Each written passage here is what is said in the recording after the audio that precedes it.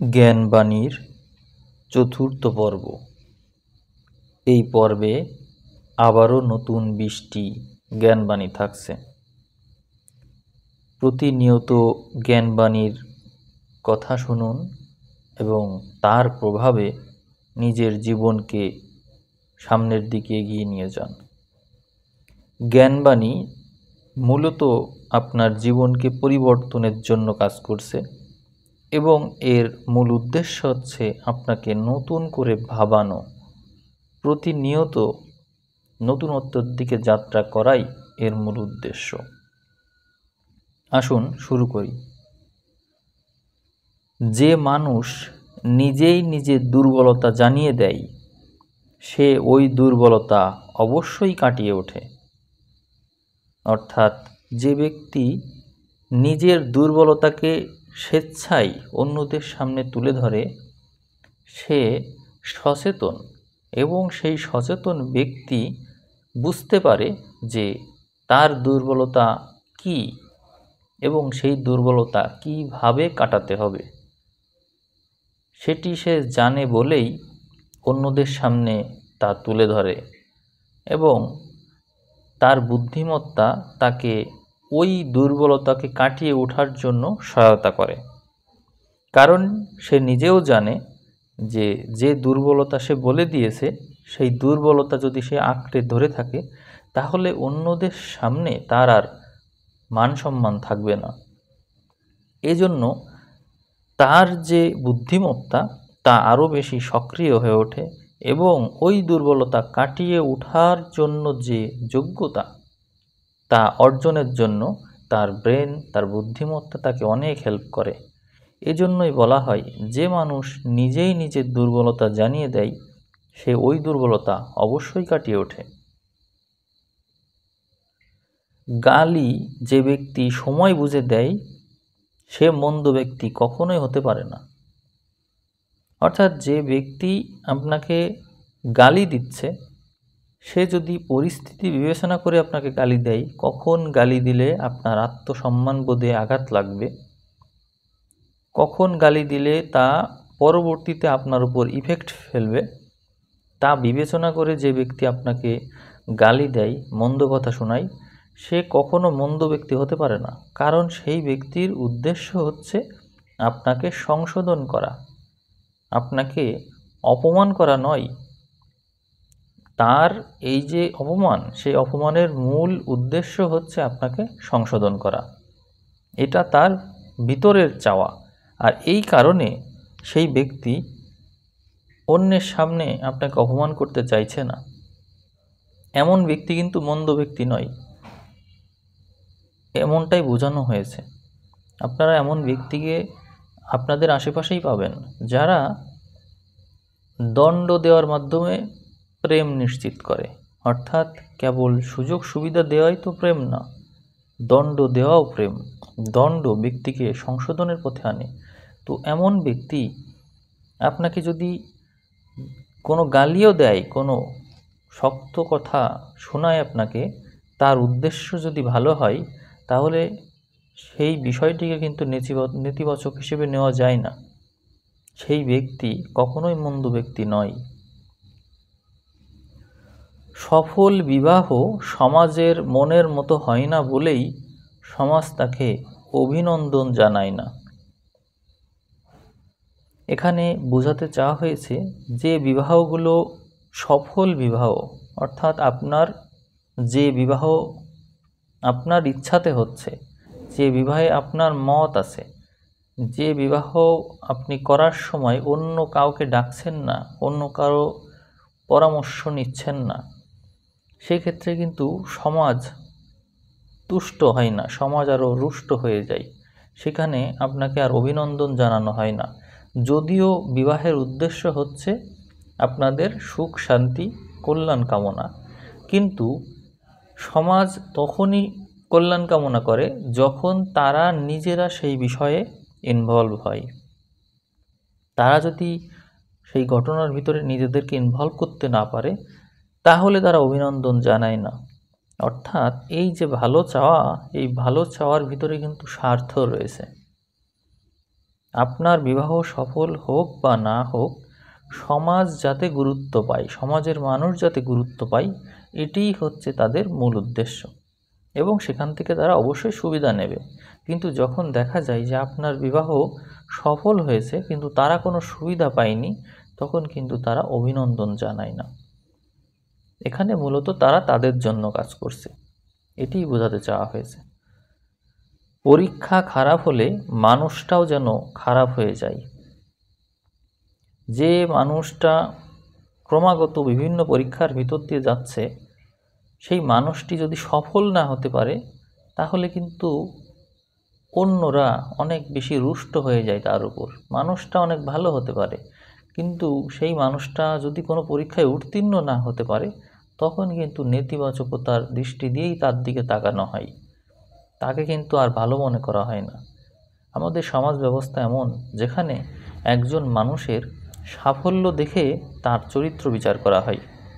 এজন্যই বলা হয়েছে, পরীক্ষা খারাপ হলে যেন মানুষটাও খারাপ হয়ে যায়, তাকে আর ইতিবাচকভাবে দেখার কোনো সুযোগই থাকে না কারোর জন্য। এই জন্য মানুষ ফলের দিকে ছোটে, চরিত্র কেমন হলো তা কোনো বিষয়ই না। তারা চেষ্টা করে সবসময় অনেক টাকা হবে, অনেক সম্পদ হবে, তারই প্রভাবে চরিত্রের যে কলঙ্ক তা চাপা পড়ে যাবে, এবং এমন মানুষকেই এই সমাজ বেশি পছন্দ করে। এরপরের কথাটি হলো, শরীরের কোনো অংশকে সংযমে রাখলে ক্রান্তিকালে তা শক্তি হিসেবে কাজ করে। জিহ্বা যার নিয়ন্ত্রণে থাকে, তার বাক্যবাণ থেকে অগ্নি ঝরে, তার মুখের কথা অন্যের জন্য নিয়তি হয়ে যায়। এর থেকে বোঝাতে চাওয়া হয়েছে, কোনো ব্যক্তি তার শরীরের যে অংশে সংযম স্থাপন করে তা তার শক্তিরূপে কাজ করে। যদি কোনো ব্যক্তি শারীরিক সম্পর্ক থেকে বিরত থাকে, সংযমী হয়, তাহলে তার যে বীর্য, সেই বীর্যের শক্তি কিন্তু অনেক বেশি থাকে, এবং এর প্রভাবে সুসন্তান লাভ হয়। এছাড়াও কোনো ব্যক্তি যদি মৌন থাকে, অধিকাংশ সময় মৌন থাকে, তাহলে তার কথার মূল্য বেশি থাকে, তার কথার প্রভাব বেশি থাকে, তার কথার জোর, তার বাক্যের যে বল, সেগুলো বেশি থাকে। এমনইভাবে যে কোনো কিছুই যদি সংযমে রাখা যায়, তা অনেক শক্তিশালী হয়ে ওঠে। এরপরের কথাটি হলো, যে বাড়ির গেট দিয়ে কুকুরের প্রবেশ নিষিদ্ধ হয়ে গিয়েছে, বিশ্বস্ততার মূল্য খুঁজতে সে বাড়িতে যায় না আর। অর্থাৎ যেখানে কুকুর প্রবেশ করতে পারে না, একটা বিশ্বস্ত প্রাণী যেখানে প্রবেশ করতে পারে না, সেখানে আর বিশ্বস্ততার মূল্য খুঁজতে যাওয়ার দরকার নেই। কারণ বিশ্বস্ত প্রাণী যেখানে প্রবেশ করতে পারেনি, মানুষ কিভাবে সেখানে প্রবেশ করবে? সেখানে আর যাওয়ার প্রয়োজন নেই, এমনটি বোঝাতে চাওয়া হয়েছে। সম্পর্কগুলো এমন, কাছে থাকলে পোড়ায় মন, দূরে গেলে ঠনঠন। আমরা যে সমস্ত মানুষের সামনে থাকি, তাদেরকেই আমরা অনেক বেশি প্রিয় মনে করি, পছন্দ করি, এমনটাই আমাদের মুখের ভাষায় বা আচরণে প্রকাশ পায়। সেই মানুষটি যখন আমাদের থেকে দূরে চলে যায় বা আমরা তার থেকে দূরে চলে যাই, তখন কিন্তু আর তার কথা মনে পড়ে না, তার কোনো প্রভাব আমাদের উপর আর কাজ করে না। সম্পর্কগুলো এমন, যেখানে থাকি, স্বার্থের কারণে তাকে আমাদের বেশি প্রিয় মনে হয় বা আমরা তেমন আচরণ করে থাকি, কিন্তু বাস্তবে সেই মানুষটা চলে যাওয়ার সাথে সাথে তার প্রভাবটাও মুছে যায়। অর্থাৎ এগুলো অভিনয়, আমাদের ভিতরের প্রকৃত স্বভাব কিন্তু এমন না। এরপরের কথাটি হলো, সততা ছাড়া দক্ষতা মূল্যহীন, আর দক্ষতা ছাড়া সততা শক্তিহীন। এই তথ্যটি কোয়ান্টাম মেথডের অটো সাজেশন থেকে নেওয়া, অত্যন্ত গুরুত্বপূর্ণ তথ্য, তার কারণে এখানে জ্ঞানবাণী হিসেবে দিয়েছি। এখানে বোঝাতে চাওয়া হয়েছে, সততা ছাড়া দক্ষতা মূল্যহীন। অর্থাৎ একজন ব্যক্তি দক্ষ হতে পারে, কিন্তু সে যদি সৎ না হয়, তাহলে তার ওই দক্ষতা কোনো ভালো কাজে লাগে না, মানুষের ক্ষতির কারণ হয় তা, এই জন্য তা মূল্যহীন। এই জন্যই বলা হয়েছে সততা ছাড়া দক্ষতা মূল্যহীন। অন্যদিকে দক্ষতা ছাড়া সততা শক্তিহীন, অর্থাৎ কোনো ব্যক্তি সৎ হতে পারে, কিন্তু তার যদি কোনো দক্ষতাই না থাকে তাহলে সে সৎ হয়ে করবেটা কি? সে তো তার এই সততা তার কাজের মাধ্যম দিয়ে কোনো দিকে প্রবাহিত করতে পারছে না, কেউ তো তার এই উপকার পাচ্ছে না। এই জন্য সে সৎ হলেও সেই সততার কোনো শক্তি নেই, সেই সততা কারো কোনো কাজে লাগছে না, এমনটি বোঝাতে চাওয়া হয়েছে। এরপরে বলবো, সামর্থ্যবানের আশীর্বাদের প্রয়োজন হয় না, তবুও যদি সে আশীর্বাদ চায় তবে তা হলো তার বিনম্রতা, যোগ্যতার ঘাটতি নয়। অনেক সময় আমরা দেখি যে সামর্থ্যবান মানুষ আশীর্বাদ চাই, সে আশীর্বাদ চাচ্ছে, এটা তার বিনম্রতা। এখানে কিন্তু তার যোগ্যতার ঘাটতি রয়েছে, বিষয়টা মোটেও এমন না। এটা বিনম্রতা এখন কেন প্রয়োজন হয়? কারণ বিনম্রতা হলো এমন এক স্বভাব যা যে কোনো কিছুকে সংগ্রহ করে রাখে, স্মৃতি হিসাবে রাখে। কোনো ব্যক্তি যদি বিনয়ী না হয় তাহলে তার কাছে জ্ঞান পূর্ণভাবে থাকে না, বিপদকালে সেই জ্ঞান লুপ্ত হয়ে যায়। এই জন্য জ্ঞানী ব্যক্তিকে বিনম্র থাকতেই হয়, যে কোনো কিছু ধারণ করার জন্য বিনয়ী হতেই হয়, না হলে তার ভিতরে জ্ঞান অবস্থান করতে পারে না। সুযোগ সুবিধা পাওয়াকে ভালোবাসা বলে না। 99% মানুষই সুযোগ সুবিধাকেই ভালোবাসা মনে করে।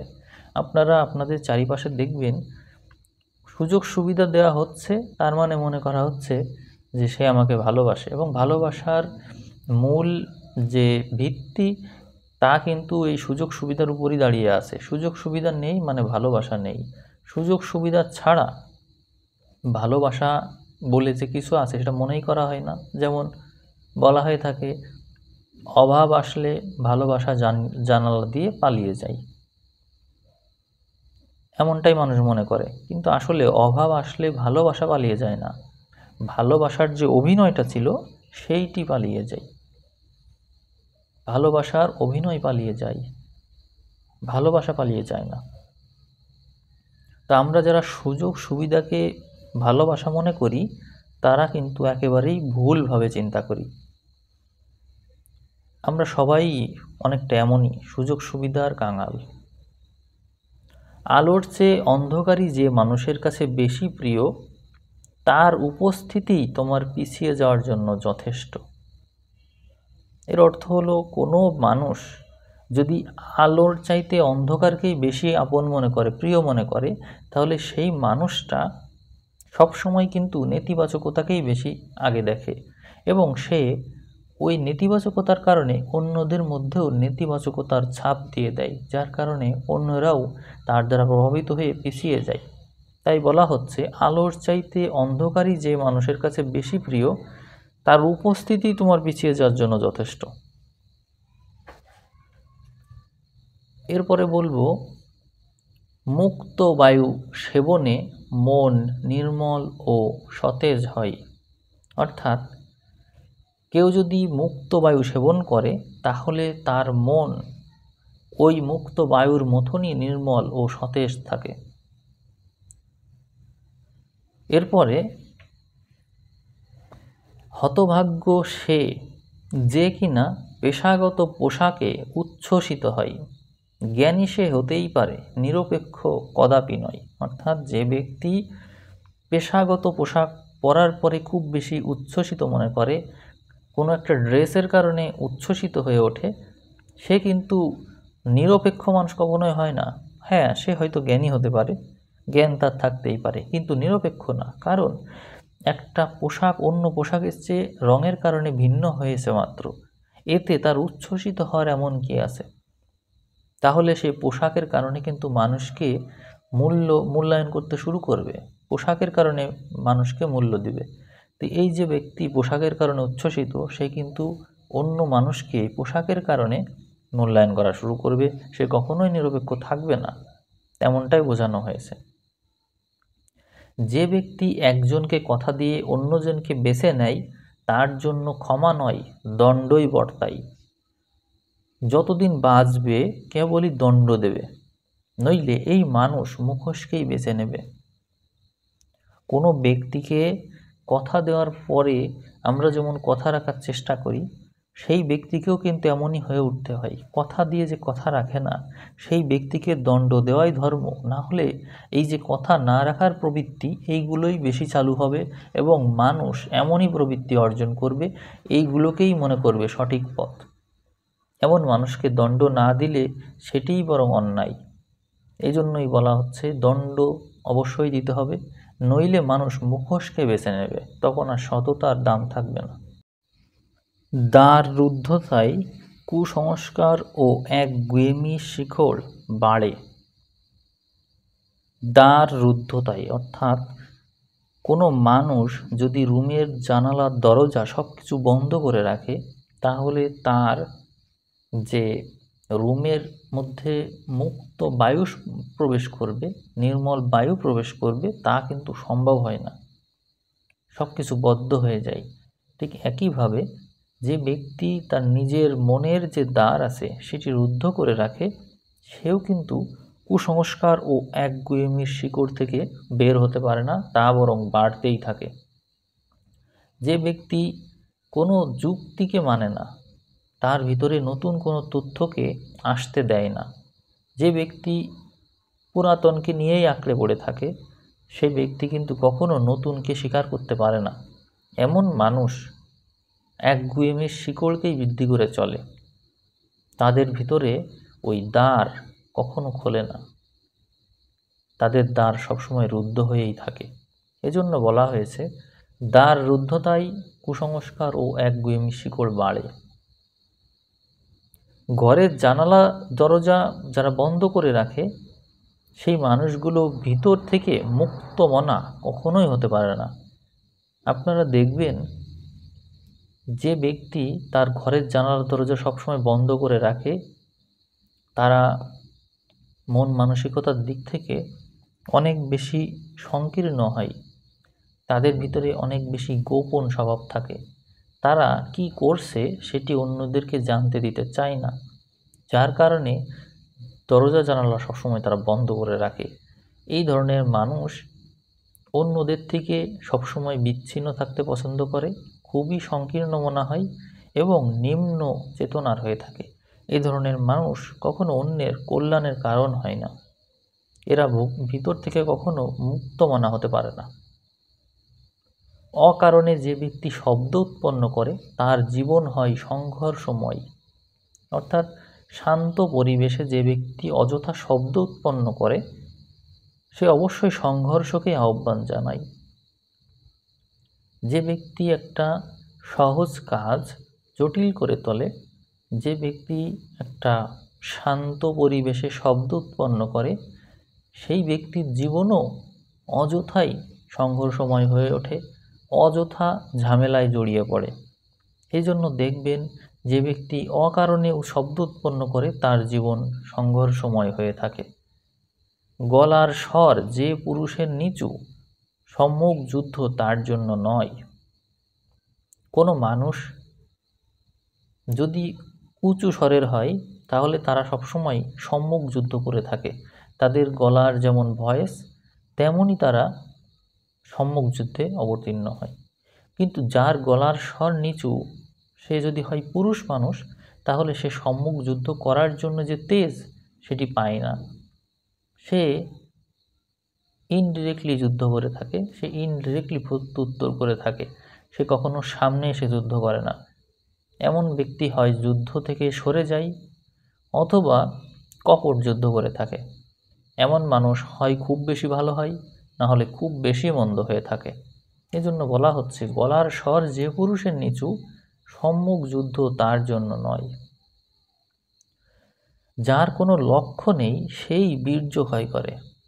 অর্থাৎ বীর্যর কাজ হচ্ছে প্রসারণ, এক্সপ্যানশন, নিজের চেতনার বিস্তার।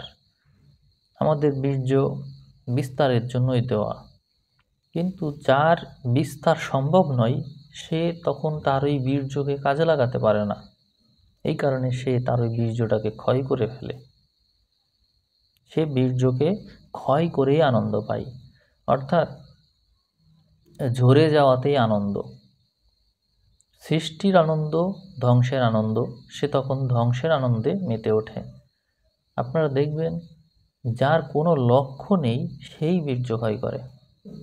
বিবাহিত জীবনের দম্পতিরা ক্রমাগত বীর্যক্ষয় করে চলে, কারণ তাদের জীবনে কোনো লক্ষ্য নেই। কী কারণে তারা একত্রে আসে সেইটাই তারা জানে না।